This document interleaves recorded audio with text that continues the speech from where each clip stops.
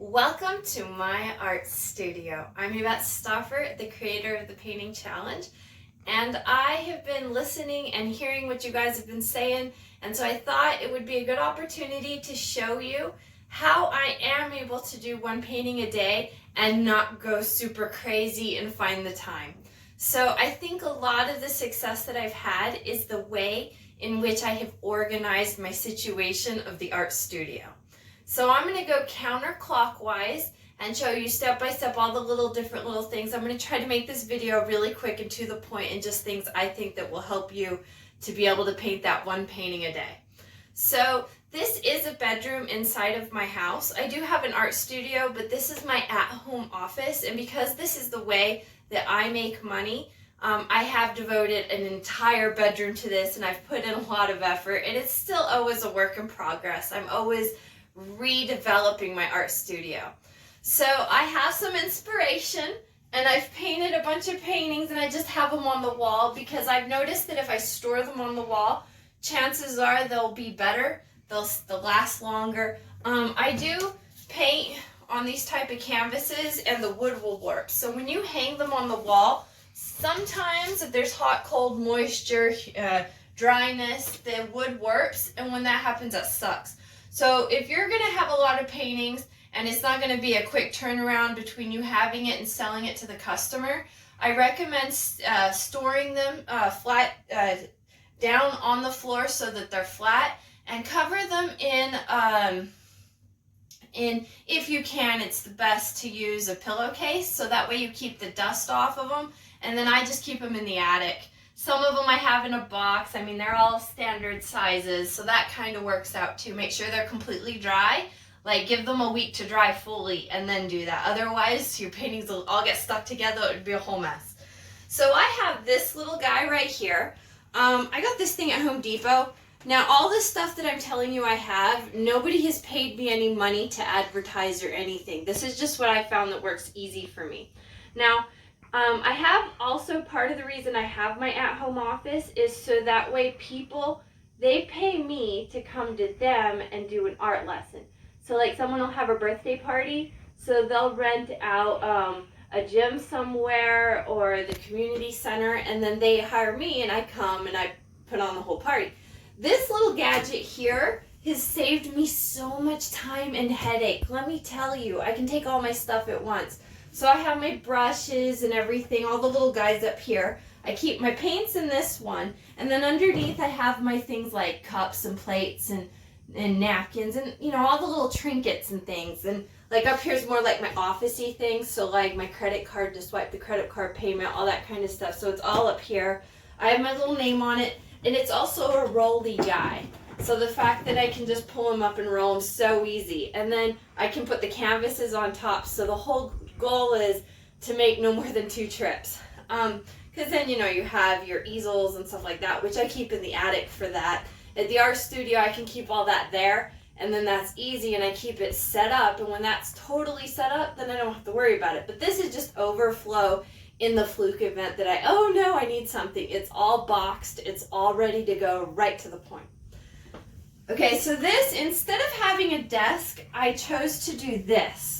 A lot of it was just saving money and space. But these are my accounting, my kind of cash register thing that I had going on because, you know, when you're starting out in business, it's not like you can buy a $1,000 cash register. So that's what that is. I do, just because of storage, I have a little girl, so I'm teaching her to read and stuff. So these are little books and stuff and some cookbooks that I found along the way. These jars, I found them on sale at Black Friday. They don't seem like much, but check this out. So I am in the process of moving from one location to another. So I have 2 art studios I'm kind of trying to transfer, right? Well, in the meantime, I'm having electrical in the new one. I'm trying to get into the mall here. And it's oh my goodness, a headache with the electrical system. Oh my goodness, it's like one after the other with these people. So I'm starting to second guess if that's really where I want to move my new business to. In the meantime, I kind of had to bring some things home because I'm cycling through, right?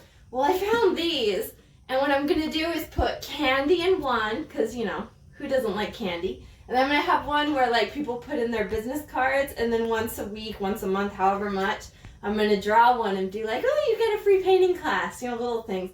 And then I don't know, but right for the third one. But right now I'm housing my flowers. That I'm sure you've seen my many videos where I talk about adding flowers to canvases. That's a good moneymaker when it comes to painting parties. A lot of people love that, and plus it's fun. They always turn out really cute. I got my plants, of course, you know, just, you know, ambiance.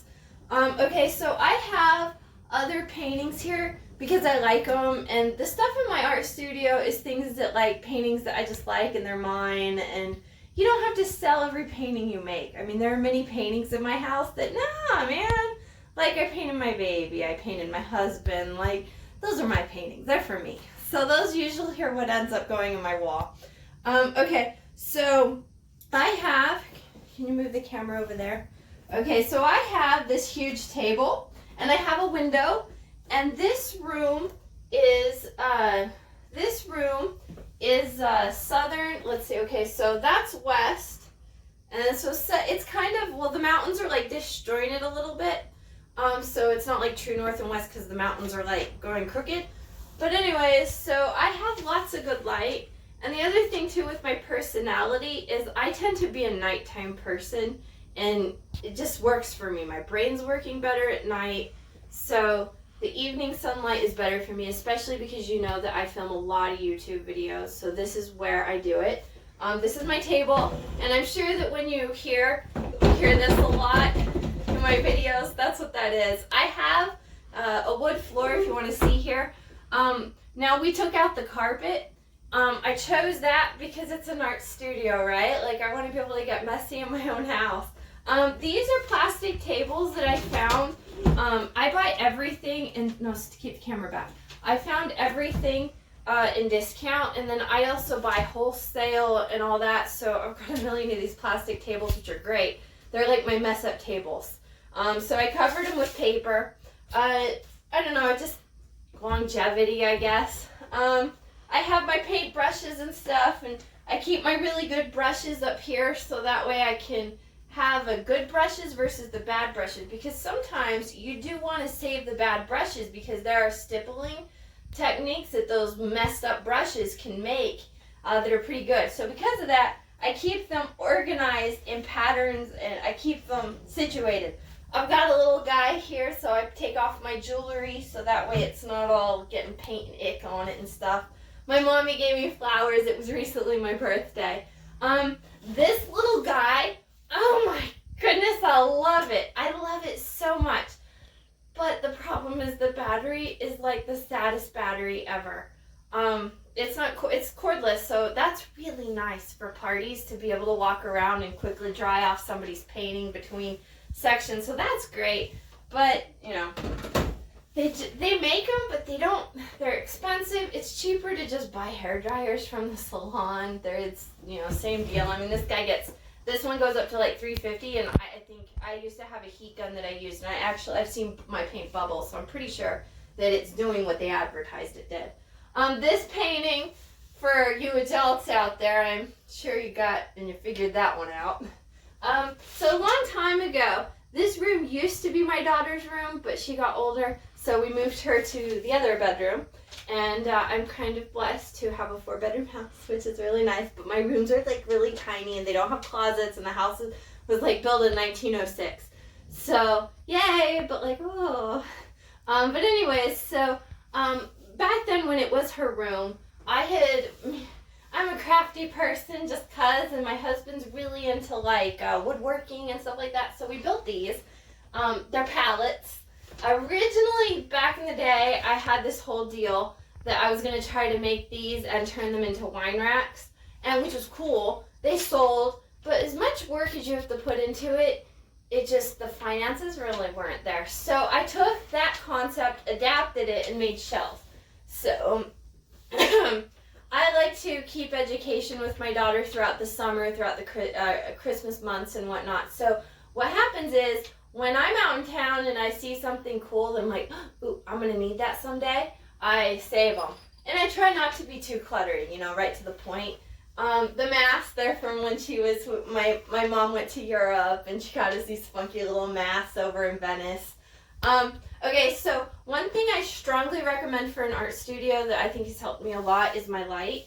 I have one of these and it's over my painting. It's adjustable, and then the light bulb that I put into it, it mimics sunlight. So that's actually pretty cool because then, you know, it does get dark here. I don't have the curtains out my window. This little guy, can you see me? This little guy here is how I film my videos.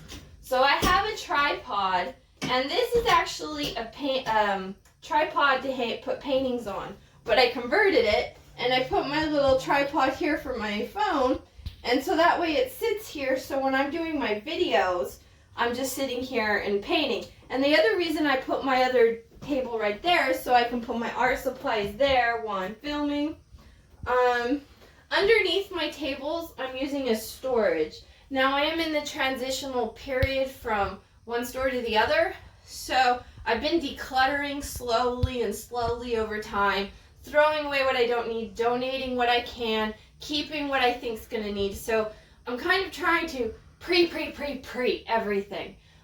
So a lot of this stuff I have here is things that I don't necessarily need at the moment, but I know eventually, because I also teach sewing and I teach cross stitching and I teach different little things, and I have some kids' toys because sometimes ladies bring kids to the parties and stuff, so I have little toys, and so that's just to keep that there for when I need it.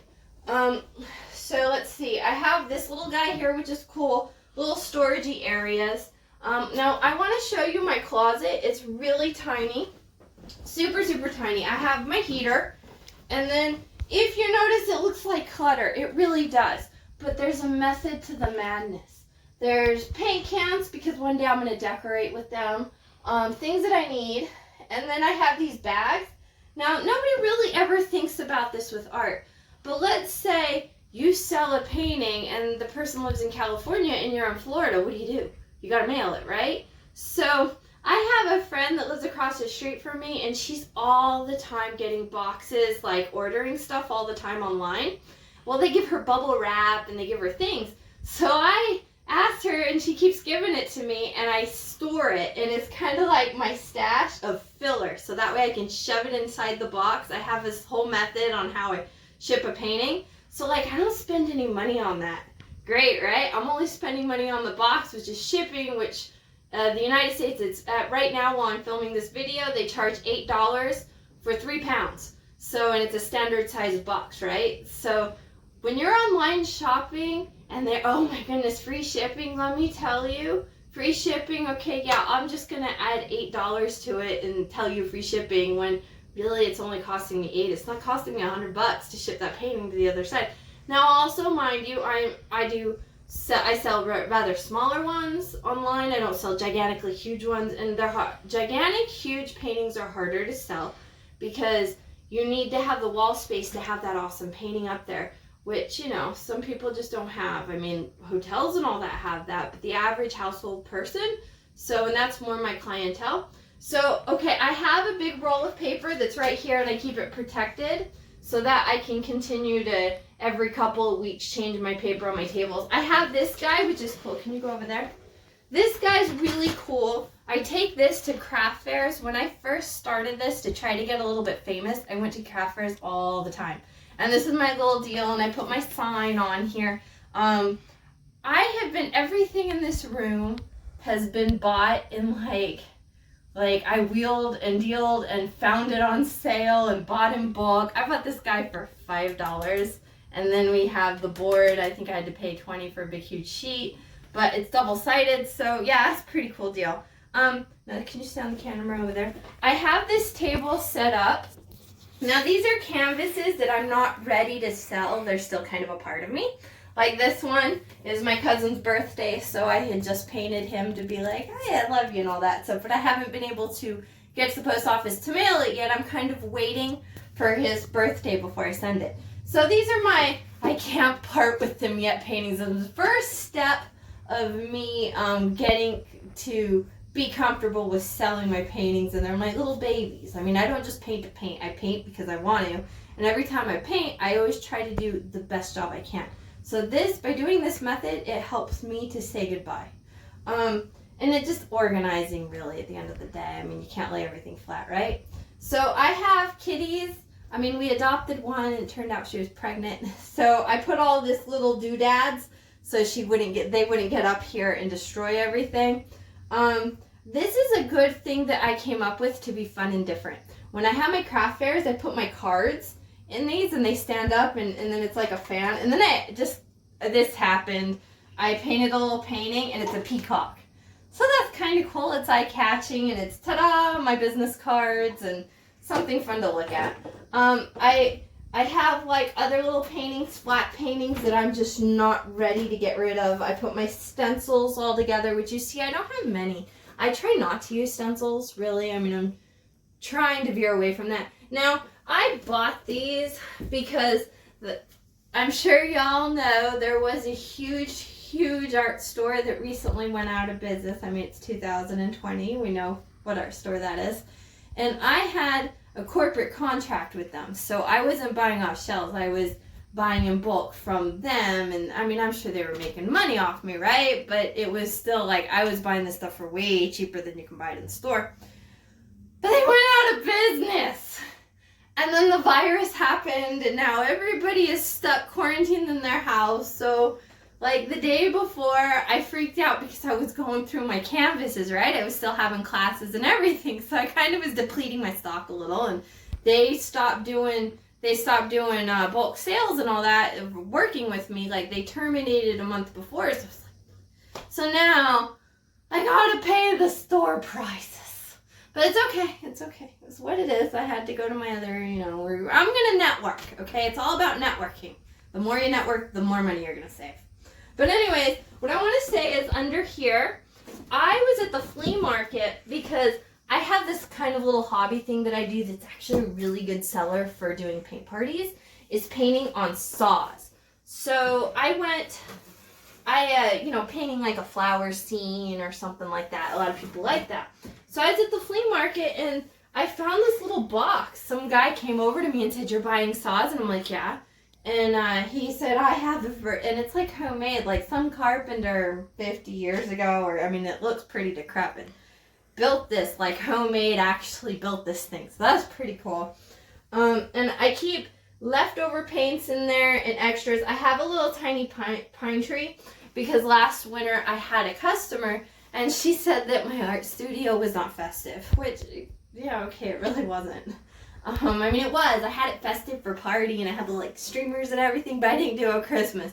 So after Christmas, I went to the store that was closing, and I saw little things in here and there. So now I have my forever to force me to have a little Christmas tree and be festive. Now, as I keep going through my art, I have some plants over there, too. I have little bits here and there. I went on a walk, and I found that there was a house that was abandoned in the front yard, like super abandoned, like nobody lived there for millions of years. These little cactuses were still growing, so I kind of rescued them. But anyways, one of the reasons why I made this video and why I wanted to show you this, can you put the camera over there, is because I wanted to show you that painting one painting a day, yeah, okay, it's stressful. I've got a kid, we've all got jobs, life happens, right? But if you're not practicing and you're not working every day, then, where are you going to get? Where will you be in a year from now? Every single time that I paint a painting, I sit down, I say a little prayer. I'm a Christian, and I say, please help me do the best I can. Please help me to further this business so that I can provide for my family. Help me to be a good provider and a good take care of my kid. So, and my husband. So team effort, right? Everybody pulls their weight. And my daughter's old enough, she doesn't really need me anymore. She's off in high school doing her own thing. So what do I do all day, right? So I'm doing this. I say my quick little prayer to the point. But then from that moment on, that means I'm ready in my mind. I'm ready. We're here. Let's do this. If we're going to do this, I don't want to waste my time. I don't want to waste my money. I spent effort trying to make the money so I can buy my art supplies, right? So every single painting of mine that I do is with love. So I will get all my art supplies from my little box, that my rolly thing. I keep a lot of my at-home stuff there. I set it all up right here. I have it all ready to go, everything I have. And then I also have my canvas down, my camera ready. I try to always do it in one take because I noticed that the production quality is a little bit better. Plus it's easier. I'm not trying to spend like 6 hours in editing. So I'm over here doing my thing.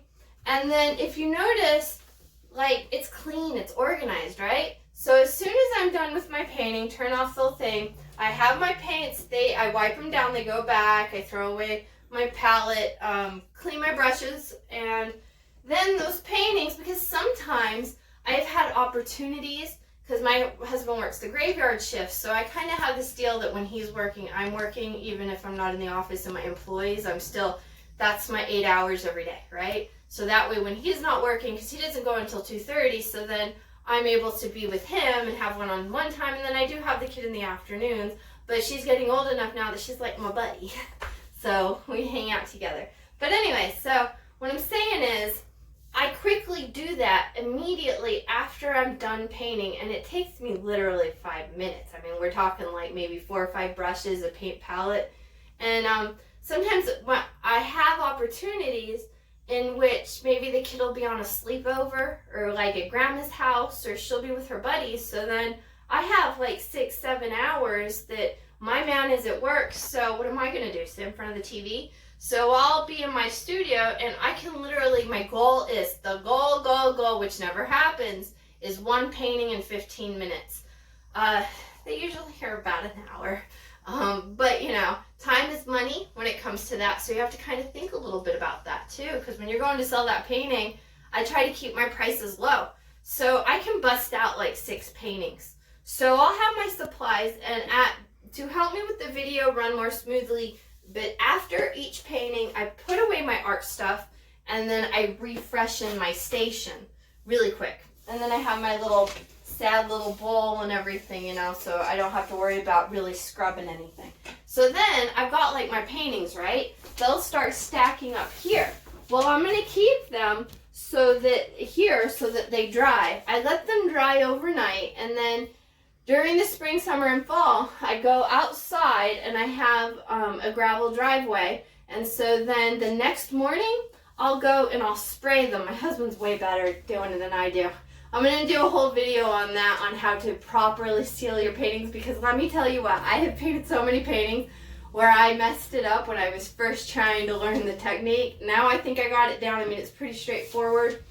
But anyways, they dry, and then after that, they sit up there for about a day. They completely dry, because if I bring them in right away, even though they feel they're going to stink, right? So they go back onto this table.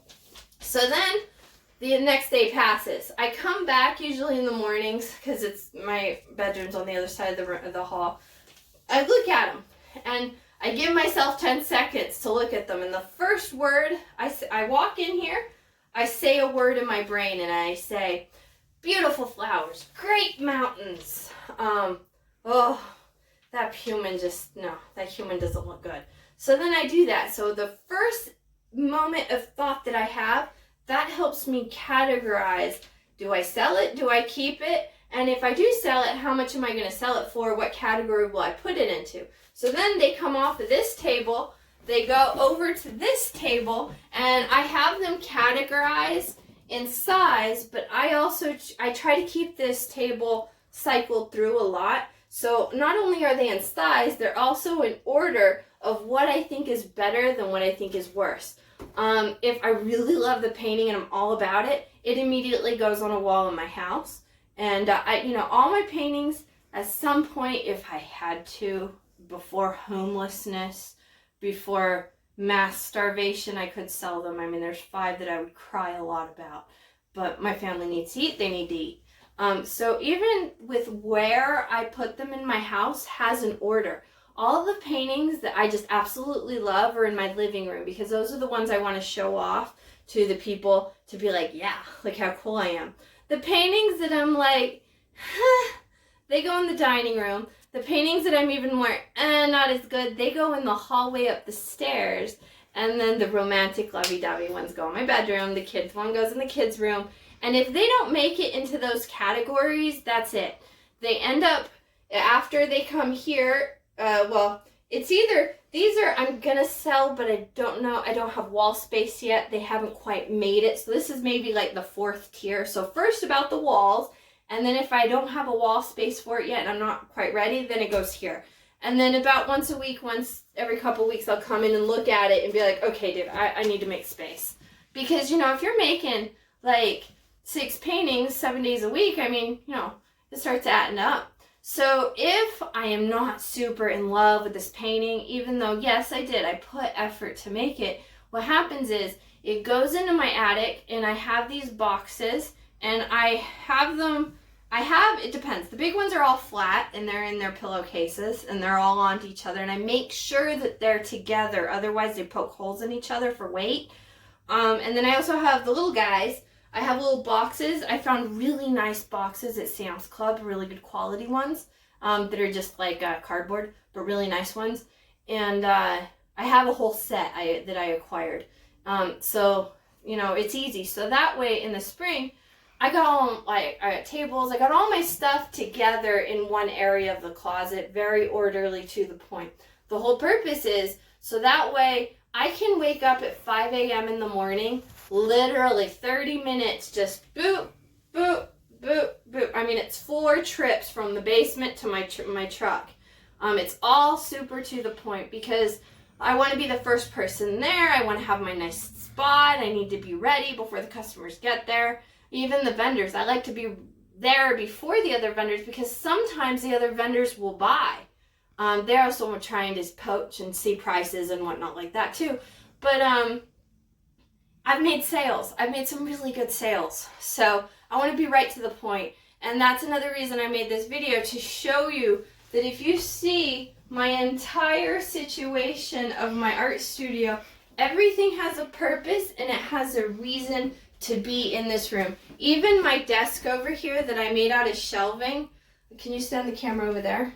If you notice right here, this is my taxes. This is all my bookkeeping, my pens that I use, and I only put like good ones. If they die, I throw them away. Now I know that those little things, they sound stupid. They sound dumb. They're like, oh my goodness, OCD. But the thing is, I have extreme dyslexia.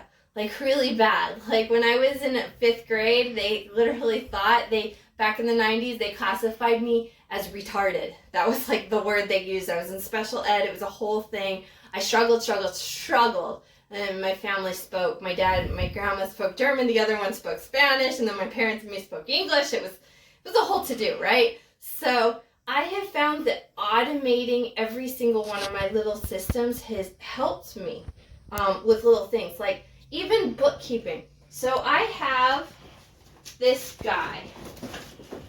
I have this little book, and so let's say I'm somewhere, and this is my sale of the day, and then what I spent my money on. So if I'm in the store and I have a receipt and whatnot, I buy something, I put it in my wallet. It then goes. It used to be in here because I used to buy, but now that I've been in business for so long, I'm not really buying furniture. I'm not buying that stuff anymore that I need to, so I use less receipts, which is great.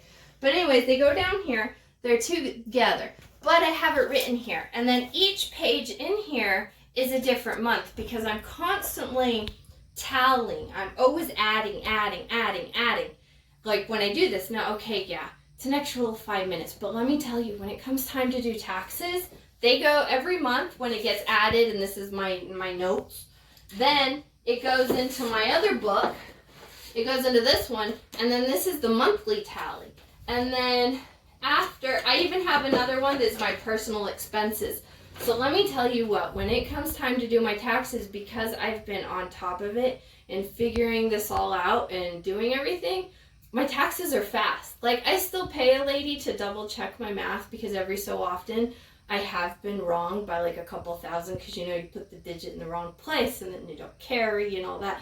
So that worries me, so I do pay a lady to do that. But you know how much money I'm saving by not having to have an accountant on my books? And I mean, it's no-brainer stuff. You just have to take a moment and think about it. Now, the reason why I told you this is because I'm trying to tell you my method as to a little bit, a little bit, a little bit, a little bit. Like, okay, so my canvases that I have left over are right here. I have them all categorized. They're together. I have stored them in a way, I have stored them in a way that they're going to last. They get poked holes in. They're straightforward. I mean, the paintings together, the brushes, I mean, even my brushes are organized to the extreme.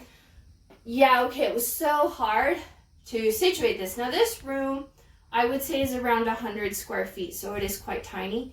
But what I did was, my daughter used to be in here a while ago. We decided to give her, because the other one, this is the smallest of my rooms, and we decluttered, we got her moved in, we gave her a big kid bedroom, and then what I did was, well, my husband did, he is such a nice guy. He painted the walls, and I chose to use a blue paint because I wanted a light blue to mimic the sky, and it's supposed to be like a treehouse idea because I have a bunch of trees outside my window, very beautiful. But the whole idea is for the bouncing of the light, so I get a lot of light. I do recommend as much as possible to use natural light. It tends to be better for video, for taking photos. I even have a blankie. So when you see that I advertise a painting, what I do is in the closet there in a plastic bag, I have a white blanket. I set it out on the table. I usually like this one because I get more light because that is west and the sun shines in more that way. This is more morning sun-ish, comes that way. And I have a tree, so that's better. But I lay it down. And that's another thing too. When I am deciding, I kind of forgot to mention that so I paint the painting, it goes here, I spend the night, I come back and I look, I take them out, I spray paint them, they come back to this table, and I try to do them in bulk, like as a group, right? Because if you spend one night, you paint 6, then, well, let's group it out, right? Let's be easy on ourselves. And then, so then they're here, and then that's when I take photos. And as I'm taking a photo, that's when I'm kind of taking the moment. What wall does this one go on? I mean, even the walls in my house have priority within the room. And so the reason why that has helped me is because when I do go to different places for fairs, can you hold the camera up higher? When I go to different places for fairs, sometimes you need stock. Like there is a city quite close to me that every year does a really huge festival, and a lot of people show up to that one. Now the booths are like really, really expensive to get. It's like $300 a day, and you only get like 6 hours. So that's quite high, especially for my neck of the woods. I'm sure California's is just high, but there are places around here where you can get a booth for $10 a day. So to haul, when you see 300, that's a lot, but they bring out a lot of people. The thing with that, though, is you need to have that stock. If you show up to a show and you're paying like $1,200 for the weekend, then that's it. You're out that $1,200. And what happens in the first day if they buy all your paintings, which amazing, great job. But then, geez, you're stuck for another 2 days. Are you going to try to partner with and say, hey, give me $100. I'll give you my space. Like, yeah. And then they police that fair a lot, so you really can't do it. I've tried it. But the whole concept of the theory is that if something were to come up, because sometimes you're just not in the mood to paint. I mean, it does happen. I sometimes will go through phases. Right now, I haven't painted in 2 weeks because I've been putting so much effort and energy into moving from one space to the other. And then the virus happened, and then now I'm like, well, geez, okay. So I'm trying to rebrand, and it's a whole thing. So I haven't painted. But if at any moment in time, if I have a moment where the kid's with grandma or something, I can you hold the camera up a little higher? I can just, hurry up and knock one out if I have to. And if you're going to come and do this and not do it full-heartedly, I would recommend there might be better ways that you can go about doing an art studio. I'm just doing this in a way that I am making enough money to pay my mortgage, to pay my electric bill, but I have to be extremely strict with myself. When I am in painting mode, the goal is at least 3 a day. Now, I've been doing this for years, okay? And I'm talking about 8x10s little guys, okay? Sometimes, like this guy, when I did this one, I filmed a video about it, and so when I painted this guy, that same day I painted 5 other ones the same size. So, you know, like this one took like 45 minutes because I was having issues with the video. But when I do a painting class, I try to give 3 hours to paint one painting because I'm working with beginners and people that are not, you know, doing this. I've been doing this for about 20 years now. So, yeah. So I hope that you like my art studio. If you have any ideas or any tips on what I can do to automate my system a little bit more, please let me know. Sometimes it feels like a one-woman show when you're the boss of a company because everybody's like, what to do, but who helps you? You know, who's the one that's like, you should try this? Really, give me constructive criticism. Be mean if you have to, but tell me something that will actually help me to be a better artist, to be better at what I'm doing, because ultimately, girl power, and yeah, sometimes I know I need to hear it. One thing that I have found, I've had many art studios in my time, white ceilings. Like, it sounds stupid, it does. It sounds so dumb. But white ceilings are actually a thing because it's open, bright, lots of white, light blues. Don't paint the room dark. Leave it really bright, because it's happened to me before where I have painted and it's in the dark and I'm not using a nice lamp. And then I see it in the morning and it's like one of those, whoa, what did I do? And then especially when you do people. Oh my goodness, you need to make sure you do that good, because then the other person's like, do you really think I'm ugly? So yeah, that's a whole thing. That'll really help you. Stay tuned. I'm going to make more videos talking about a lot of different things of tips, tricks, ideas that are behind the scenes. I've been noticing that there's quite a few gurus out there, and I've been watching and seeing what they do, and it's cool. There's a lot of good ones, but nobody's really talking about the behind the scenes. Like, some are, but then it's like, what? Rewind, more detail. So I'm going to kind of try to find what people aren't doing, and I'm going to try to give you information.